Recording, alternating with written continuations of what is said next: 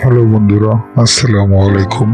আজকে আমরা দেখতে চলেছি আপনি ঘরে বসে কিভাবে খুব সহজভাবে একটি আতশবাজি তৈরি করতে পারেন। দয়া করে এটা কেউ সিরিয়াসলি নেবেন না। এটা হাস্য এবং মজার ছলে দুষ্টুমি করে বানানো হয়েছে।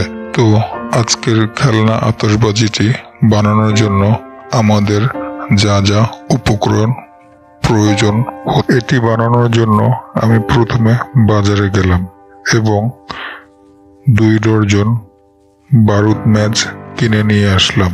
সাথে নিয়ে আসলাম একটি মোম এবং কিছু সর্বশেষ উপকরণটি নিলাম একটি কয়েলের বক্স, কারণ আমরা জানি কয়েলের বক্সগুলো সাধারণত শক্ত কাগজ দিয়ে বানানো হয়ে থাকে। প্রথমত আমরা ম্যাচের কাঠিগুলো সব বের করে নিয়ে আসলাম।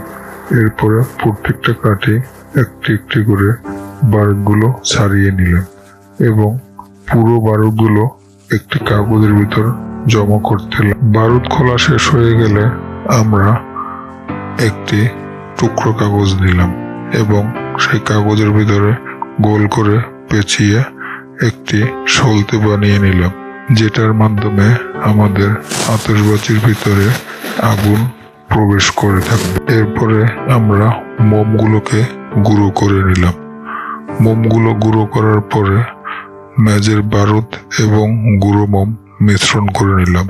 পাশাপাশি বিভিন্ন কালারের গুঁড়ো রঙও আমরা সেখানে মিশ্রণ করে।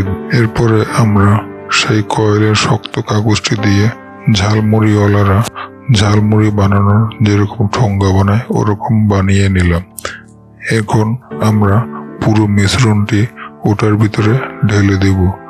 এরপরে উপর দিয়ে কিছু টুকরো কাগজ দিয়ে আটকিয়ে দেব এবং আটকিয়ে দেওয়ার পরে এটি যেন আরেকটু টেকসই এবং মজবুত হয় এবং সহজে খুলে না যায় সেটা নিশ্চিত করার জন্য আমরা স্কচ টেপ দিয়ে এটাকে ভালোভাবে পেঁচিয়ে দিব। তো আমাদের তৈরি হয়ে গেল আজকের নতুন একটি প্রজেক্ট, যার নাম আতশবাজি, খেলনা আতশবাজি। চলুন দেখা নেওয়া যাক এটা কিভাবে রিয়াক্ট